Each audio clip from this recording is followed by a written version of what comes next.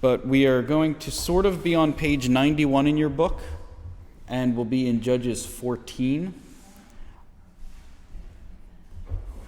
I will warn you, though, I'll let you know what page number in the book we're on, like I do. This lesson, we are using the book like less than ever. But if you read ahead, it will still be helpful in your understanding of the lesson, and still keep up, because I will use some of their questions so you can have it in front of you. But why don't we just open up with a word of prayer.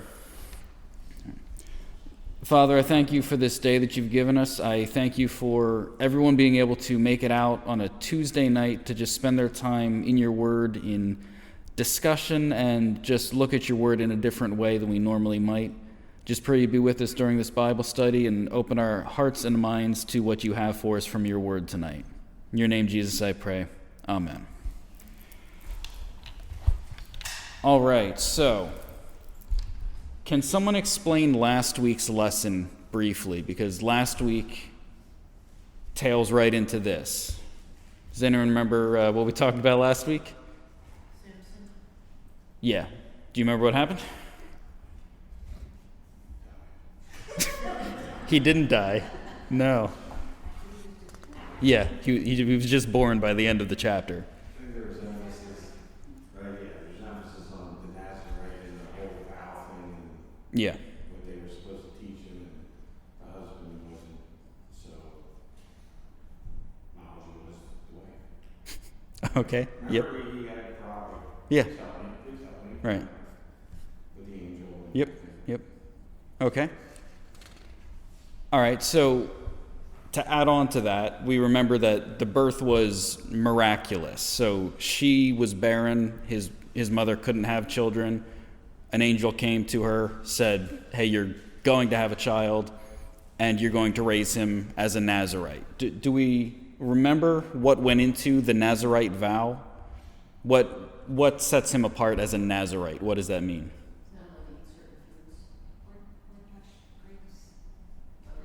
Yeah, a lot of stuff with grapes. He can't drink like strong wine. They're normal like grape juice, and he's not allowed to eat grapes. A lot of grape stuff there. Yeah. Yep. So. Which is pretty old.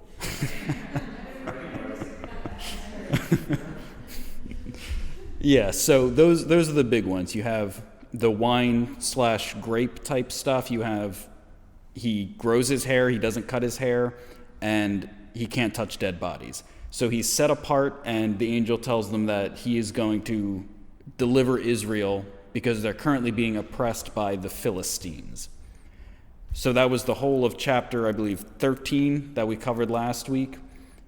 Now, what do you expect? I'm sure many of you know something about the life of Samson. With this setup, what kind of life do you expect should follow? Somebody holy, sold out to God. Yeah, right. So you would expect that the person who is born under miraculous circumstances, from his birth, he is set into this very strict, specific Jewish Nazarite group. You know he's going to deliver Israel from their enemies. You think, okay, this guy's going to be fantastic. He's going to be amazing, holy, the whole nine. Whatever you think of a good, like, biblical hero, you think, wow, this guy, this should be it, okay? And as we have come to expect with the book of Judges, it's not going to go the way we hoped. But if you're with me in Judges 14, we will start in verse 3. So Samson has grown up now. Verse 1. Chapter 14, verse 1. And Samson went down to Timnath and saw a woman in Timnath of the daughters of the Philistines. And he came up and told his father and mother and said, I've seen a woman in Timnath of the daughters of the Philistines. Now, therefore, get her for me to wife. Then his father and his mother said unto him, Is there never a woman among the daughters of thy brethren, or among all my people, that thou goest to take a wife of the uncircumcised Philistines? And Samson said unto his father, Get her for me. She pleases me well. Okay, right off the bat, what's the problem with this?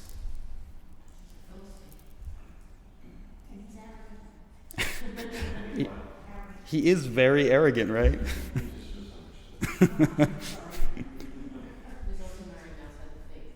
Yes. Yeah, so that's been the big thing throughout Judges and most of the Old Testament, that when you marry outside the faith, though it's not strictly forbidden, you can find examples of good Israelites who do this, the tendency is to follow their gods.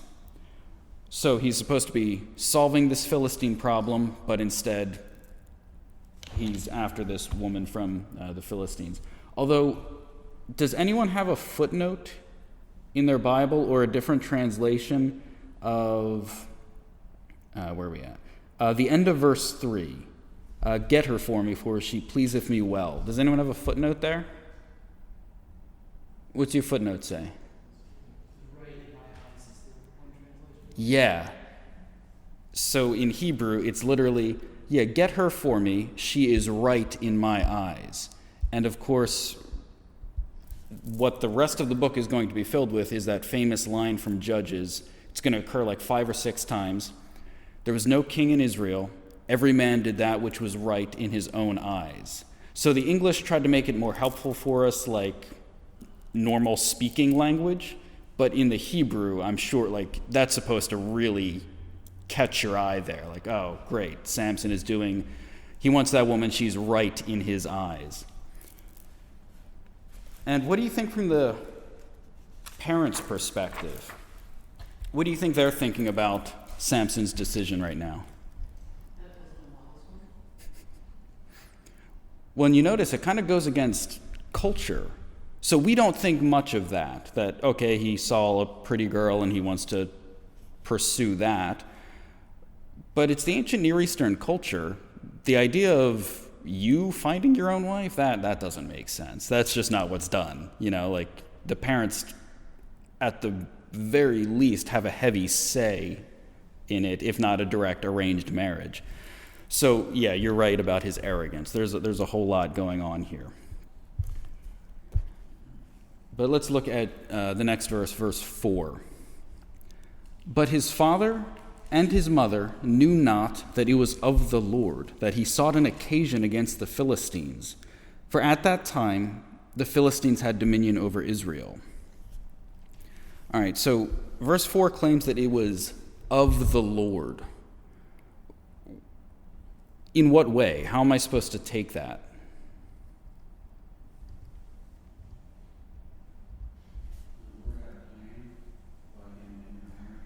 Mm-hmm. So to what extent am I supposed to understand his involvement in this? Was this does this become a good thing that Samson does now, or would he not have been attracted to the woman other? How are we supposed to take this? Later in the chapter, it sets up in the end he gets to bump off a bunch of them because of this marriage. Mm-hmm. Hey, we're going to have you intermarry so you can kill 3,000 of them. Or something like that. It seems to be what is going on. Yeah. Okay. Okay. So, is this a good decision still? Is it still a bad decision? It could be, because God allows us to make our own decisions. Mm-hmm.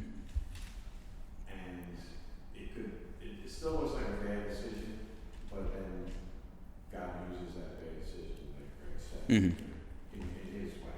Yeah. I mean, because if he didn't do that, he probably would have had a different way as Midas to get rid of those Philistines too. Mm-hmm. But yeah, I think it's still a bad decision. Yeah.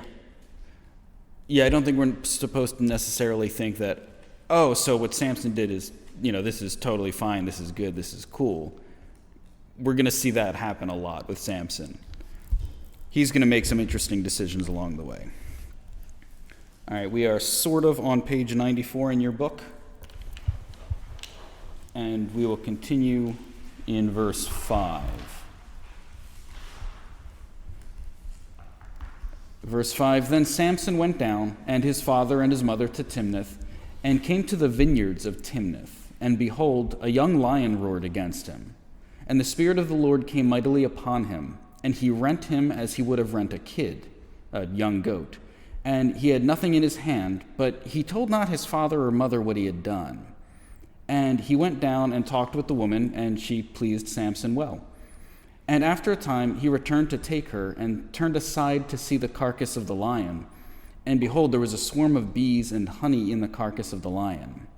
And he took thereof in his hands, and went on eating, and came to his father and mother, and he gave them, and they did eat. But he told them not that he had taken the honey out of the carcass of a lion.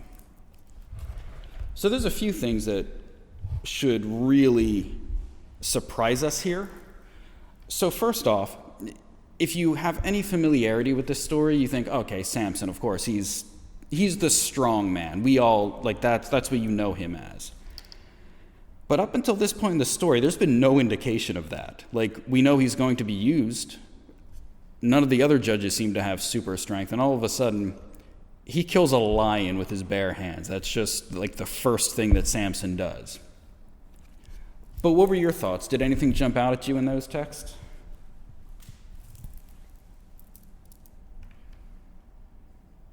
My question was, and after a time, he returned Yeah. to take her. So, wow, how much time does it take for, if this bus is going 35 miles an hour, how much time does it take for bees to get into the carcass and make a honey Yeah. enough to make honey also? Mhm. So how much time? Yeah.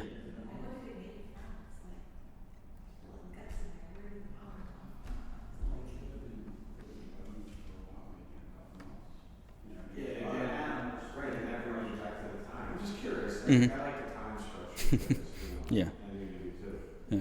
And did you notice where he was when this happened? Or well, we didn't talk. In a vineyard. He was in a vineyard.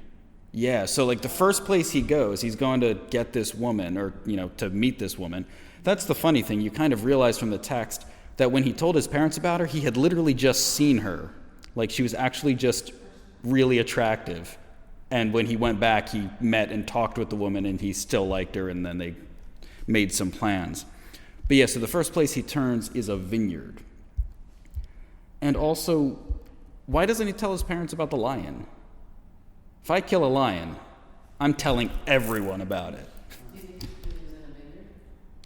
Could be that. Oh, that's true. It was a dead thing, too. It wasn't at first. If it was, you got the honey. Yeah. Yeah, so you got the dead body in the vineyard. With Philistine woman. Well, Triple threat.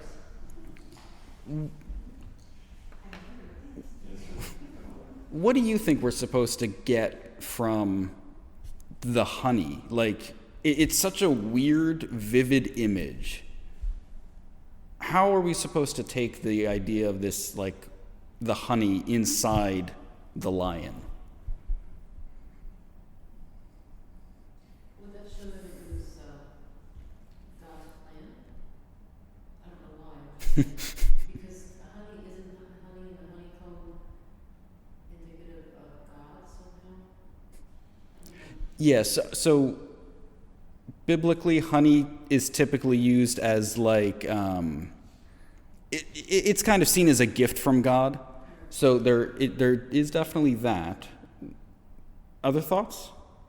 I had two thoughts that are contradictory, so I don't know where to go with this either. I'm just seeing what you guys think.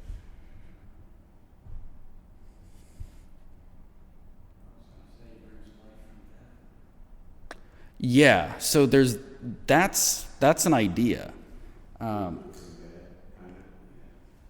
Yeah, so I put sweetness despite death. So that idea that even in this dead thing, there's something beautiful growing out of it.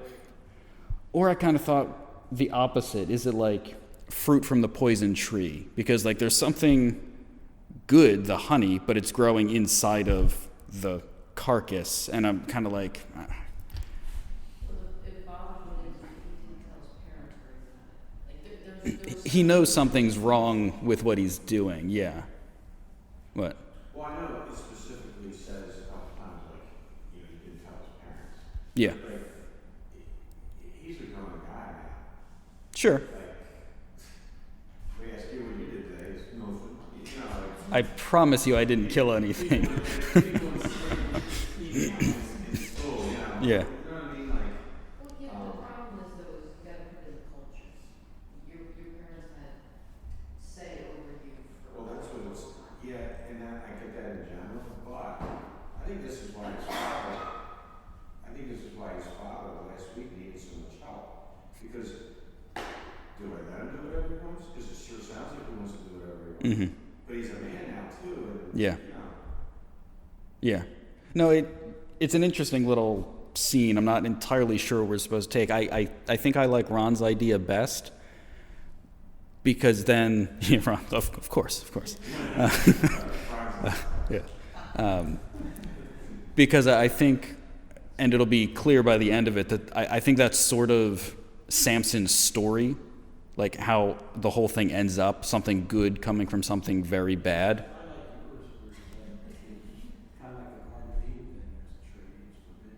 Mm. But it's, if you eat it, it's actually death. Physical death. Yeah. I'd have to think about the Garden of Eden, because even though I used the term fruit of the poisonous tree, I wasn't actually thinking Eden, but I would definitely start rolling that around. There's a lot of places it could go. Okay.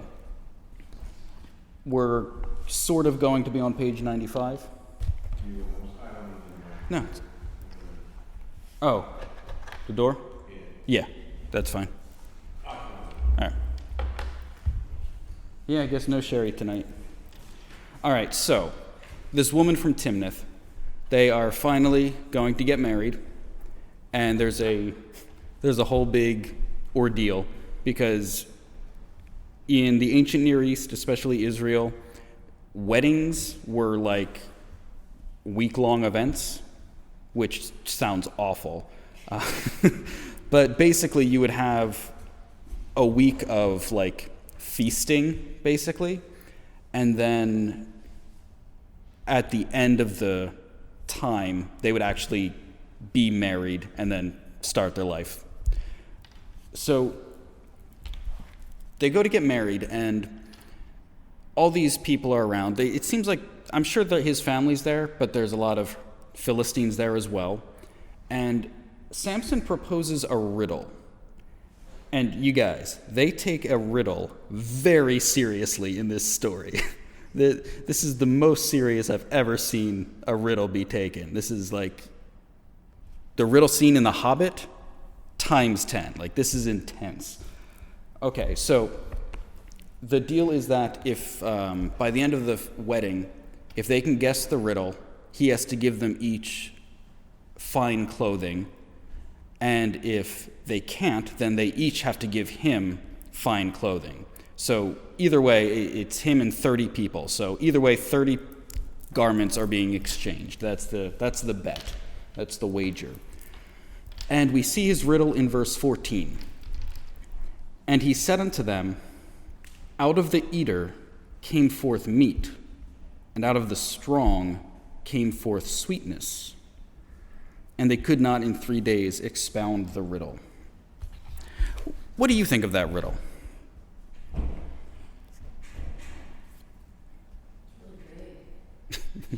Right? Yeah. But how do they know the answer? Right, it's not even like they could, figure it out. Yeah, so it's obviously based on a private encounter that he had with this lion that he didn't tell anyone about. Okay, so then they do not want to end up losing this bet because, again, they are taking this very seriously. So they threaten his soon-to-be wife and say, hey, if you don't tell us this riddle, find out the answer, tell it to us, or we will burn you and your father alive. Like I said, this gets very serious. They are very competitive. Okay? So she does. She gets the riddle out of the answer to the riddle out of Samson. And verse 18, this is the answer. The men of the city said unto him on the seventh day before the sun went down, the answer to the riddle, what is sweeter than honey? What is stronger than a lion? And he said unto them, if ye had not plowed with my heifer, ye would not have found out my riddle. So he gets very irritated with his wife, calling her a heifer. Now, I'm sure it wasn't. I'm sure it has the exact same insulting characteristic that it does now. Yeah, we didn't get to that. Yeah, I didn't read that, where he basically says, like, yeah, you're going to nag me to death. That's how the riddle comes about. Okay, we read the riddle. Out of the eater came forth meat, and out of the strong came forth sweetness. And supposedly the answer to this riddle is, what is sweeter than honey? What is stronger than a lion? What do you think of that? He was setting them up for failure. Is it even a reasonable riddle and answer? Like, yeah, if the answer had even been a bee's nest inside of a dead lion, which again, how you get that, I don't know. That would have at least been more honest to what his riddle was.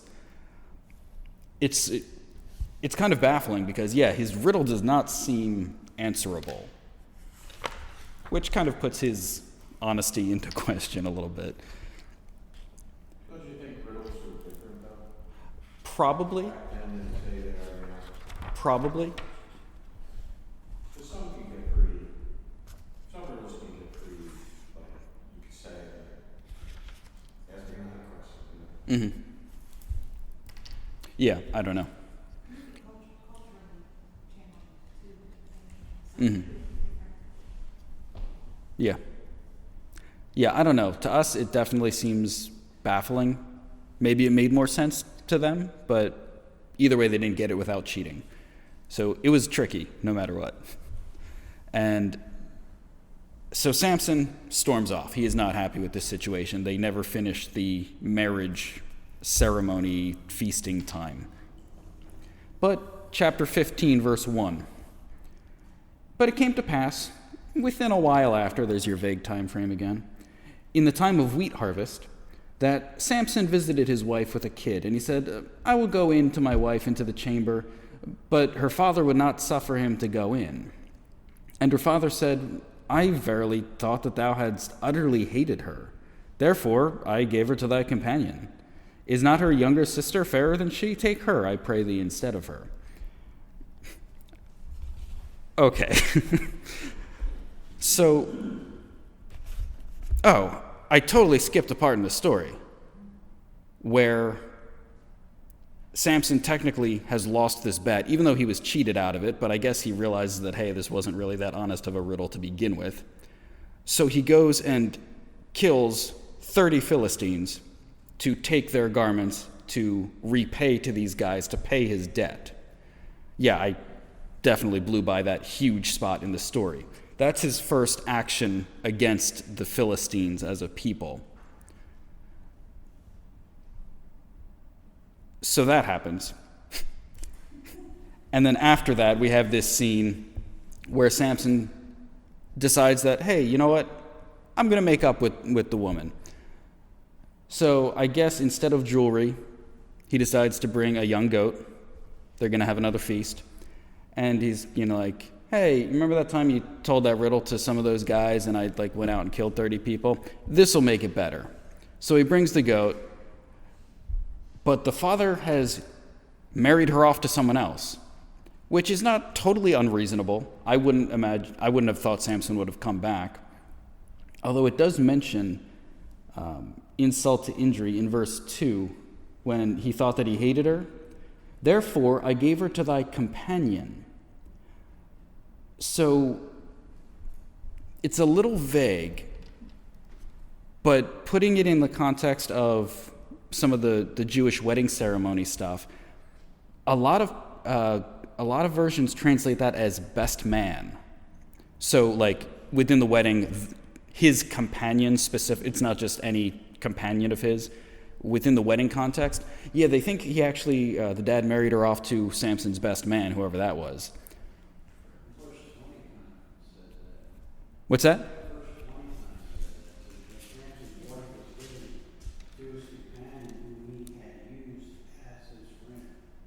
Oh, yeah, okay. Yeah, no, so that, right. Yeah, so it seems very much like the dad married her off to Samson's best man. A lot of insult to injury going on there. So, in this particular time frame, that does give you an idea probably that, yeah, just like you thought, and we thought, he probably was gone a long time. Yeah. For the father to have done that. Mm-hmm. But did you notice too that right away he's like, take my daughter. You know why? Because when he killed those 3 guys. 30. Right. Yeah. That means don't make Samson man. So, you know, so, no, I get it, but it seems like to us nowadays, it would seem like. Yeah. Yeah, why don't you marry your sister? It's fine. It's no big deal. She's better looking anyway. That's what he says, you know. All right, so verse 3, chapter 15, verse 3. Then Samson said concerning them, "Now I shall be more blameless than the Philistines, though I do them a displeasure." And Samson went and caught 300 foxes, and took firebrands, and turned tail to tail, and put a firebrand in the midst between 2 tails. And when he had set the brands on fire, he let them go into the standing corn of the Philistines, and burnt up both the shocks and also the standing corn with the vineyards and olives. So I would say this is the single, animal abuse in the Bible. This is horrific. I think foxes are really cool. But somehow Samson goes and catches 300 foxes. This is like another of his feats of strength, I guess. Well, now he was strong and fast. He's very fast. Yeah. And so it says he ties their tails together and puts a burning, like a torch. Now, as a kid, I don't know why, as a kid, I always had this cartoon-like image of him taking, the 2 tails and, tying a knot. And then as I was thinking about it, actually, I was like, oh. He probably actually tied them together with something. It's a strange scenario no matter what, but that seems more likely now as an adult. Well, it's fast enough to catch.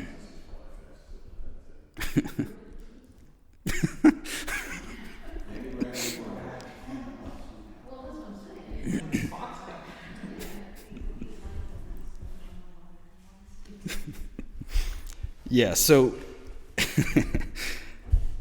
he uses them to burn down a large quantity of the Philistines' crops.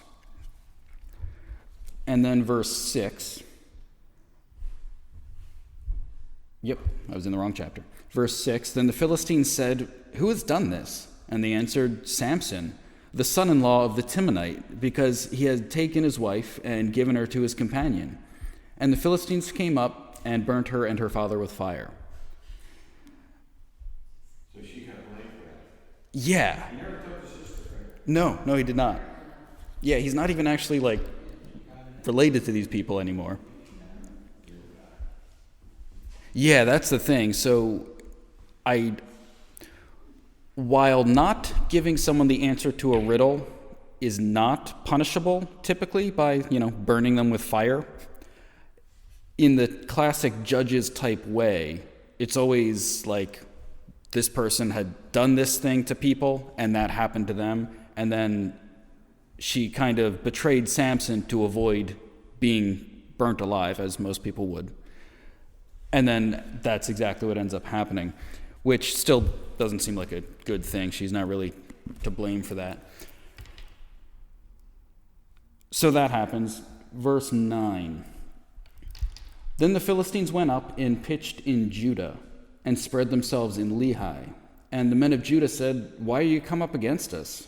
And they answered, "To bind Samson we are come up, to do to him as he has done to us."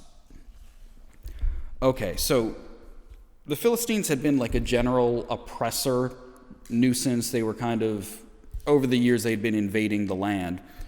But now they actually bring a large amount of troops up near Judah, and they just want Samson.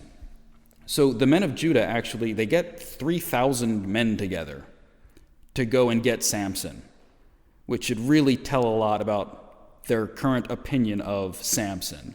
We need 3,000 people to come and do this. And Samson actually agrees to go with them on the condition that they don't kill him, that the Jewish men don't kill him. So he allows himself to be bound with ropes and is delivered to the Philistines. And then we get verse 14. And when he came into Lehi, the Philistines shouted against him, and the Spirit of the Lord came mightily upon him. And the cords that were upon his arms became as flax that was burnt with fire, and his bands loosed from off his hands. And he found a new jawbone of an ass, and put forth his hand and took it, and slew 1,000 men therewith. And Samson said, "With the jawbone of an ass, heaps upon heaps, with the jawbone of an ass I have slain 1,000 men." And it came to pass, when he had made an end of speaking, that he cast away a jawbone out of his hand, and called that place Rameth-Lehi. I'm not entirely sure how that's pronounced. All right, initial thoughts with this jawbone destruction scene. Anything jump out at you, besides the obviously odd nature of this? It's just like in the other Judges, didn't they kill with something very, like a piece of farm equipment, like something? Yeah, the ox goad, the pointy stick. Yeah. What happened to the other 2,000? No, so it was 3,000 Jewish people who came and got Samson. Yeah, and then delivered him to the Philistines. Yeah. What about to make a point, well, I guess so, to know that I don't think so. It is. And yeah, does anyone else have a footnote next to a new jawbone? Like what is a new jawbone? Yeah, so I have a note saying moist. So like, again, what's that? It says a new jawbone. I didn't think he had an old one before. Well, no, so It was the time passing. That's why I keep talking about this time thing. Because Or was it one off the old man, like, right, it is not fresh still. That's what I think. yeah, so that's the idea behind it. And again, as a kid, I always just pictured like, okay, there's a donkey skeleton for some reason. Yeah, so it makes a point to like, no, it's fresh. So once again, he's doing something that like the Lord wanted him to do. He's there, he's born to deliver Israel from the Philistines. But again, he's breaking that Nazirite vow that he was born into as he takes up, he has to do whatever he does to get this like fresh jawbone. So his vow was not going well. As a whole, I think we can say that confidently. All right, and then we're sort of on page 97 in your book.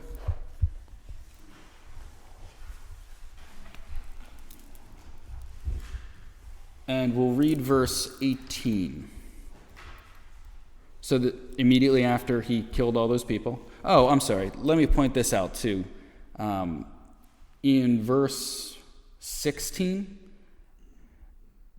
and Samson said, it's probably a closer approximation to say that he like sang or something of that nature. It's actually it's a Jewish poem. So if we were reading it in Hebrew, it would be very clear, like the way it's structured, the way it kind of goes back and forth. He sort of like bursts into poetry or song of some kind.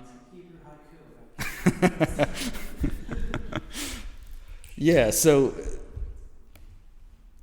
it's just interesting. You have this little bit of Hebrew poetry that just kind of gets inserted in there, and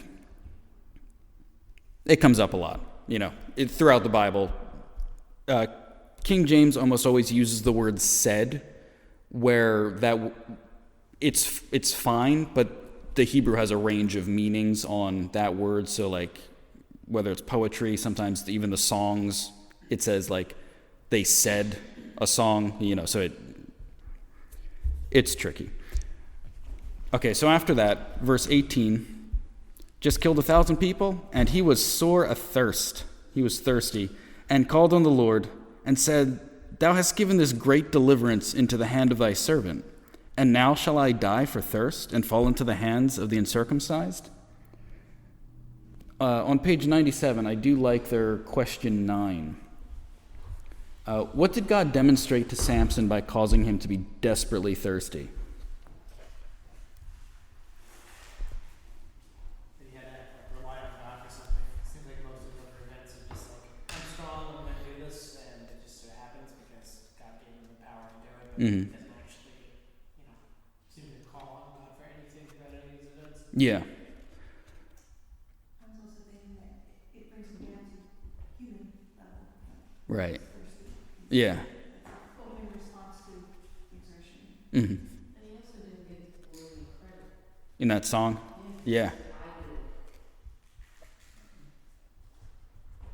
He also just doesn't ask. Like, could he could kill those people? And Sure. he said, Lord, could I please have something to drink? Mm-hmm. No, he makes a big deal out of it and says, what? I did all this to remember by first. Yeah. Just like, could I have some more? Right.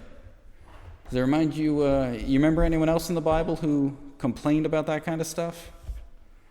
Really, if I say the word complain, it should just automatically trigger the desert wanderings, because that's about all they do is complain about stuff. And they use the same kind of formula where it's, there's no water, and they say something like, what, did you bring us out in the desert to kill us? You brought us out of Egypt just so we could all, was it because there weren't enough graves in Egypt that you brought us out here? It's that same kind of assumption and complaining type thing. What's that? Yeah.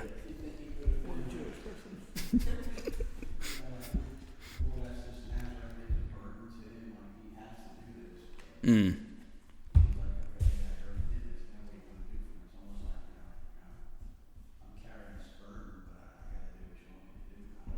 Mm-hmm. So it was like conscripted into service. Yeah, it's not something he chose. Right. He said that in the beginning. His mom and dad didn't choose to form God. Yeah.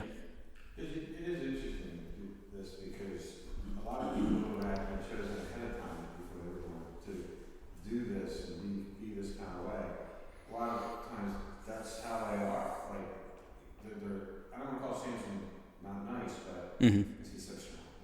But they seem to be like nice about it, and they say, okay, well, this is what my parents told me the Lord did, so Yeah. I'm going to do this. But this one's a little different. Yeah. Like he's, like Ron said, he's just not like one of those nice, I'm going to do exactly what he says and see where that goes. Yeah. It's not kind of the same. Yeah, that's a good Should point. be a different kind of person. So he's been doing things like he shouldn't have done. Right, the whole time. Provoking God. Mm-hmm. Yeah, his status seems to have gone to his head, Yeah, as you say, maybe his ego is just, well, God's going to want to do all this stuff. So. Yeah, yeah. And verse 19 and 20. Okay. Yep. Keep getting off on the chapter. But God clave, so right after he complained about the water, but God clave a hollow place that was in the jaw, and there came water thereout. And when he had drunk, his spirit came again, and he revived. Wherefore he called the name thereof Enhakore, which is in Lehi to this day. And he judged Israel in the days of the Philistines 20 years. So after he killed the people, the text made note that he tossed the jawbone aside, and it seems that God in that spot caused water to appear. And my Bible has a note that long name that he calls that location, it translates to something like the well of him that called, or the well of him that cried. So he names the place after the event that spawned that. All right, so we are coming towards the end of the story, which is good. Good timing. Okay. So 15 ends with him, they say, okay, he judged Israel for 20 years. And then Samson is back to being Samson. All right, chapter 16, verse 1. Then went Samson to Gaza, and saw there a harlot, and went in unto her.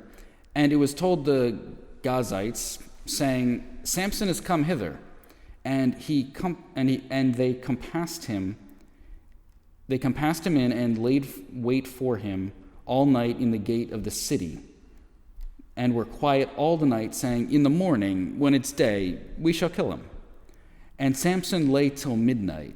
And he arose at midnight, and took the doors of the gate of the city, and the 2 posts, and went away with him, bar and all, and put them upon his shoulders, and carried them up to the top of the hill that is before Hebron. So yeah, there's just like a casual, quick little, oh yeah, and then, this great holy man, judge of Israel, yeah, he just went to Gaza and saw that prostitute, as one does. And they have this plot they were going to wait at the gate, but they're like, okay, it's getting late. We'll kill him in the morning. And they go, and he somehow knows about this. We don't know how, but he is given strength once again and carries the gate to Hebron. Now, I don't know if you're supposed to see this, but the text, the book points out that in a promise that God gave to Abraham, there's kind of a side mention of your seed will, like something to the extent of your children will possess the gates of their enemies. And they kind of linked it to, okay, well, he's literally tearing a city gate out of his hole, and Abraham is buried at Hebron. Now, again, I don't know if you're supposed, I don't know, it's vague. I'm not definitely linking it, but it was interesting at the very least. Okay, and then the classic thing that we're going to be on page 98, sort of, in your book. And the classic thing, if you know anything about the story of Samson, this is probably what you know. Chapter 16, verse 4. And it came to pass afterward that he loved a woman in the valley of Sorek, whose name was Delilah. And the lords of the Philistines came up unto her, and said unto her, entice him, and see where his great strength lieth, and by what means we may prevail against him, that we may bind him to affect him, and we will give thee every one of us 1,100 pieces of silver. That's a good amount of silver. Okay, so yeah, Judas only got 30. Yeah. The Philistines pay better. What can you say? Okay, so we don't have to read the whole series of events. Can someone tell me the story of what happens with him and Delilah? She seduces him and tries to get him to tell her what the source of his strength was. He lies to her 3 times, I think. Something like that. And then she nags him to death, much like his other wife. And then finally tells her what his source of his strength is his hair. Mm-hmm. And then someone comes in and cuts the locks of his hair, and then they bind him and they take him away. Mm-hmm. Yeah. Okay. Which brings you to the picture of covering the book. Yes, we will get there. Yeah, so he lies to her a few times about where his strength lies, and people come in and try to kill him, like doing whatever she said. And man, he just still stays with her. I think after like the first or second attempt on your life, that's probably when you leave the relationship. But don't you think he knows? Like he knows. Well, he's also arrogant. But doesn't he know? No. Doesn't he know what she's doing, and that's why Yeah, he yeah. lies to her, Mm-hmm. and he's like kind of playing with the whole thing. That's what I got. Yeah, you could take that. Well, also too, he already broke it. Like he's been in the vineyard, he's touched dead things. He's kind of like, oh, like the hair one, that must not be it either. Mm.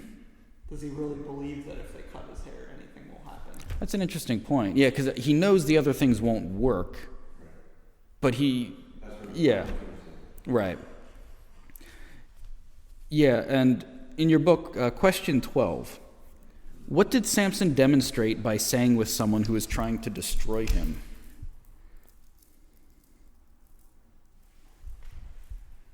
Not to jump right into divorce. Give marriage a chance. Well, they weren't really married. No, they weren't.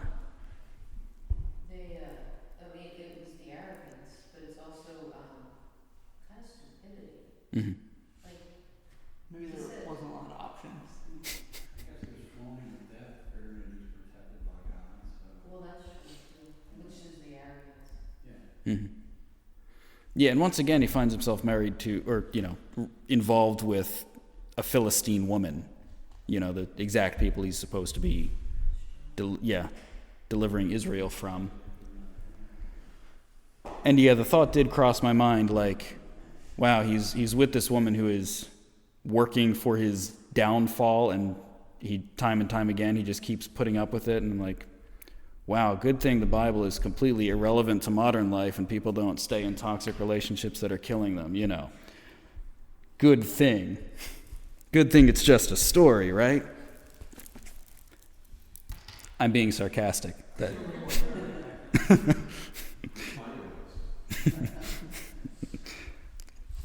Okay, so, verse 19. And she, Delilah, made Samson sleep upon her knees, and she called a man, and she caused him to shave off the 7 locks of his head. And she began to afflict him, and his strength went from him. And she said, "The Philistines will soon be upon us, Samson."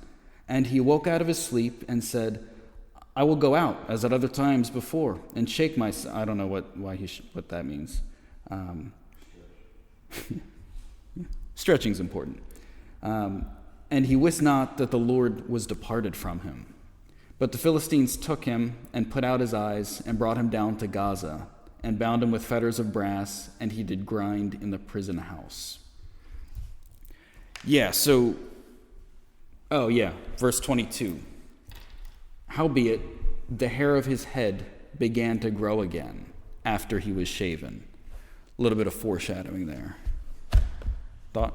Yeah, so do you think, it almost sounds like when she woke him up and he had to go, stretch. Mm-hmm. It almost seemed like he didn't know that his head was shaven. You ever know, like, when people do crimes when people are sleeping, Mm-hmm. with their head asleep, because how could you not feel that? Mm-hmm. Because this guy took all 7 locks. Mm-hmm. And so it almost seems like he didn't even realize, which would be hard to believe. Mm-hmm. But then at the same time, maybe what Dave said is true. Maybe he really didn't realize that was his strength. Yeah, in a way, I think he knew that cutting his hair would be detrimental because that was what he saved until the end. Like, he made up things that would... One was like, oh, if you bind me with this, I'll be weak. And that was a lie.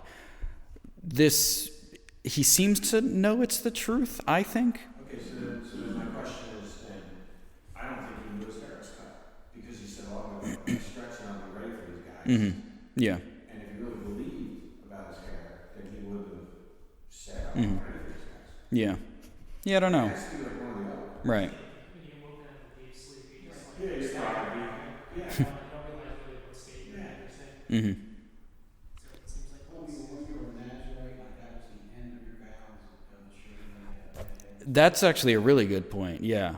Because, That was why his strength left him, because it's like, I guess once you're at the end of your, yeah. Lord, you want to go back to normal life, I guess. Yeah. Although he didn't do it on his own. Right. Yeah, that is a really good point, actually, because the other stuff, the other stuff is breaking, doing things that you're not supposed to do as under the Nazirite vow.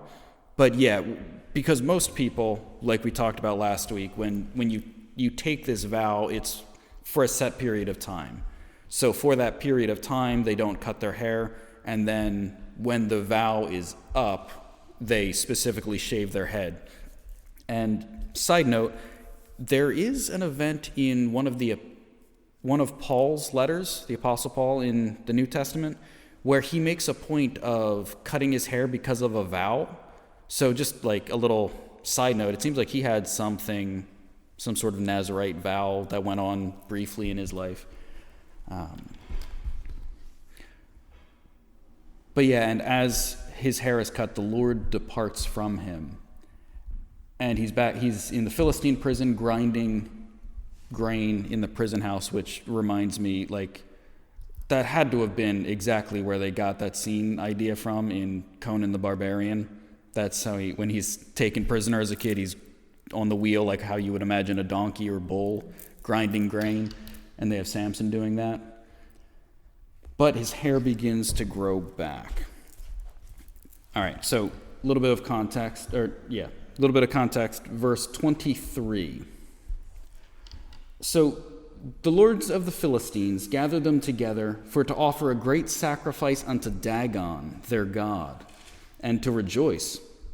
For they said, Our God has delivered Samson, our enemy, into our hand. And when the people saw him, they praised their God, for they said, Our God has delivered into our hands our enemy, and the destroyer of our country, which slew many of us. Page 99 in your book, question 14. What was wrong with the Philistines saying? Did they really capture the destroyer of their land? I guess the book's trying to really Samson with God because Samson's power came from God and not his own. Yeah. But from a human standpoint, it was Samson that set fire to all their fields, which is, I guess, what they mean by destroying their land. Yeah. It's possible that they felt that way too, because according to what we've read, not that they put everything in all the time, he never gave God credit, so they wouldn't know that was God. Mm-hmm. Perhaps. Yeah, that's a good point. Yeah. So that's what the book is trying to allude to, that Samson is not. He's not the true menace. He's not the powerhouse destroying the Philistines. That it's God's power that does it. And then I'm going to read through the end of the chapter, because I think we should just read this at one shot. Verse 25. And it came to pass, the Philistines, when their hearts were merry, basically when they were drunk, that they said, Call for Samson, that he may make us sport. They're going to mock him in some way. And they called for Samson out of the prison house, and he made them sport, and they set him between the pillars. And Samson said unto the lad that held him by the hand, Suffer me that I may feel the pillars whereupon the house standeth, that I may lean upon them. Now the house was full of men and women, and all the lords of the Philistines were there. And there were upon the roof about 3,000 men and women that beheld while Samson made sport. And Samson called unto the Lord and said, O Lord God, remember me, I pray thee, and strengthen me, I pray thee, only this once, O God, that I may be at once avenged of the Philistines for my 2 eyes. And Samson took hold of the 2 middle pillars upon which the house stood, and on which it was borne up, of the one with the right hand and of the other with his left. And Samson said, Let me die with the Philistines. And he bowed himself with all his might, and the house fell upon the lords and upon all the people that were therein. So the dead which he slew at his death were more than they which he slew in his life.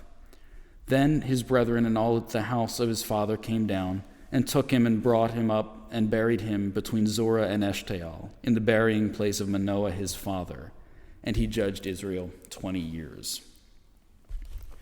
So yeah, it's a rough ending. it's interesting. It's a more. What do you guys think before I dive into some things? Well, what strikes you about the end of his life? Well, he died with the Philistines, which he was supposed to conquer for Mm-hmm. the Jews. And he did. Yeah, He right. did conquer. Mm-hmm. He just became part of that. He finally falls on the Lord. Yeah. To give him strength, Yeah. which he did before, but this one time, but you should have been going on probably. Yeah. Yeah. And I'm not trying to be funny here, but this probably had to be one of the biggest parties ever in the history of the world. Because if he brought down wherever they were having this party, Mm-hmm. if he brought that down, that killed more people than he ever killed when he was alive. We Yeah. know how many people he killed when he was alive. Mm-hmm. I mean, think of all the people. Think of that. Think of this. It had to be a structure because the pillars were holding something up. It wasn't like this big courtyard thing. Yeah.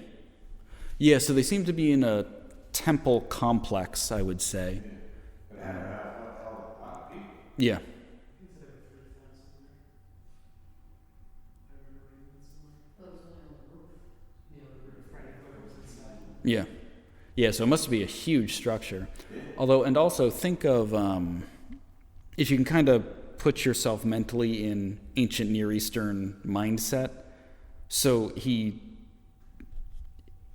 Samson, this servant of the God of Israel, kills Philistines and destroys their temple to Dagon, their main. So like when you think of even the plagues in Egypt, it says they were done to put to shame the gods of Egypt. Like when ancient armies go to battle, it's my God is fighting your God. That's the mindset involved there. And we have been talking about a lot about how that's really pushed by the Bible, God's involvement in worldly affairs. So yeah, it's definitely a conquering of the Philistines and their gods in this time. I thought it was also like, I don't know, I find this scene really sad because I can picture it very vividly. Like I can picture a movie quality version of this. And I think it's sad, verse 26, just a little detail. Samson said unto the lad that held him by the hand.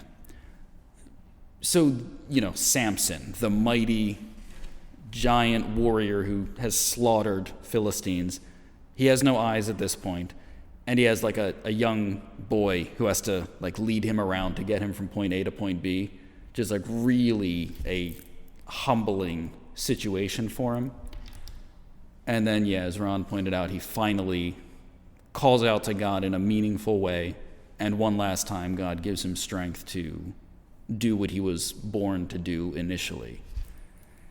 And I think it also reinforces the honey in the dead lion type thing, because that's his life the whole time. It's the good thing that God had for him, like kind of shrouded in death and decay, and Bittersweet. you could put it that way, yeah. Because the lion would be bitter and the lion would be sweet. Mm-hmm. Well, and God's purpose is accomplished in the death, so. And his death among them would be bitter.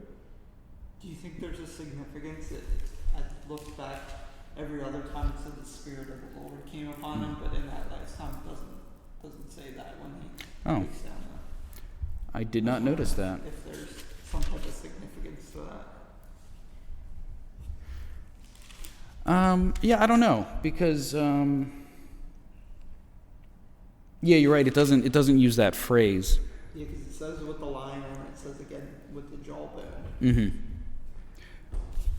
Yeah, it's a good question. I think it's definitely evident that the Lord is with him, because the text made a point of the Lord departing from him when his hair was when his hair was cut.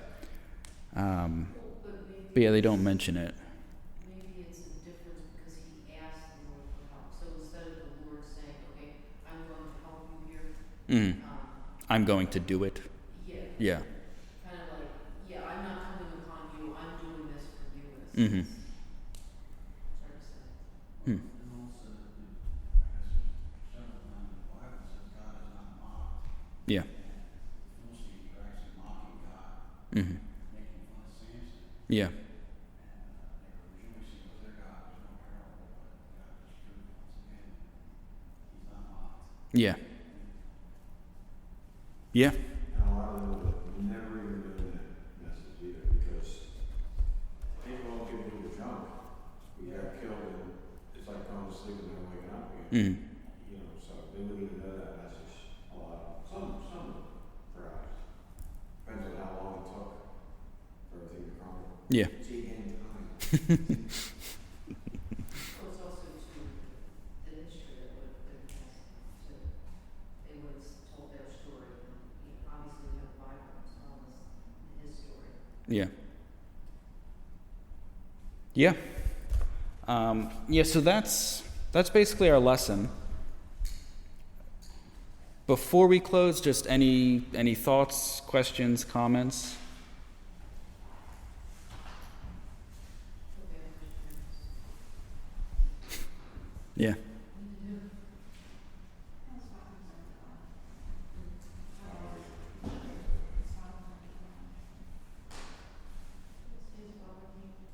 No, it's his, the house of his father came and buried him with his father. Yeah. I think that's what it said. Mm-hmm. Yeah. I liked it, I mean, as much as you can like that, right? Yeah. I liked it compared to all the other lessons because all the other lessons, those Israelites, man, they got delivered and they just sinned again. And Yeah. never learned the lesson. And this time, well, it was nothing. Yeah, it really It wasn't. was just about, him and the Lord, basically, the full. Yeah, and You no. didn't have to hear that whining again. I'm just saying that. Yeah.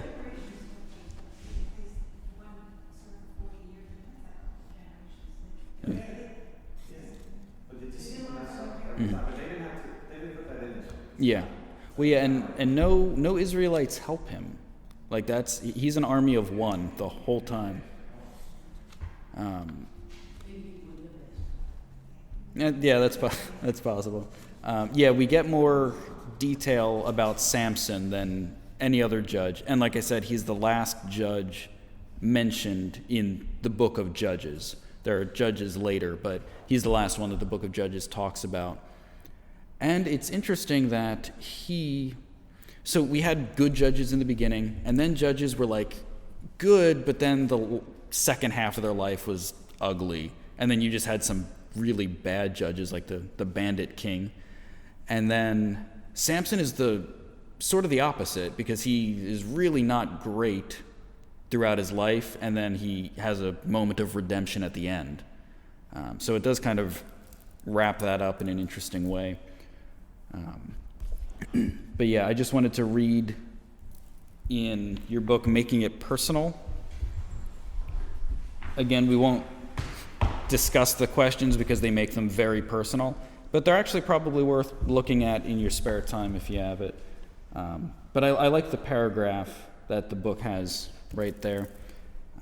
Samson's story is a tremendous testimony to the importance of God's truth as well as God's ability to defend his truth. It's also a reminder of our need to be available to be used by God. Samson was God's tool to bring judgment on the Philistines, and while he was physically strong, he was spiritually broken. Yet God used him despite his sin. Just imagine what God might have been able to do if Samson had followed him all his days. God can use us despite of our problems too, but imagine what God could do if we were spiritually ready every day to be a tool in his hand. And then they ask the questions like, what kind of tool do you resemble in God's hand? A broken tool or a strong tool that can be used? The book asks a lot of good questions that are, I think, too personal to delve into around the table, but stuff that's worth considering. So unless anyone has anything else they want to add, I think we can close in a word of prayer. Yeah? Okay. Lord, thank you for this day that you've given us. Thank you for this time spent in your word. And I just pray that we would be able to take this ancient account and make good use of it in our lives, and how we understand you, how we understand our relationship to you, and as an example for how to live, how not to live, and just how to be a better instrument in your hand. Just pray you'd be with us and bring us back safely next week. In your name, Jesus, I pray. Amen. Thank you.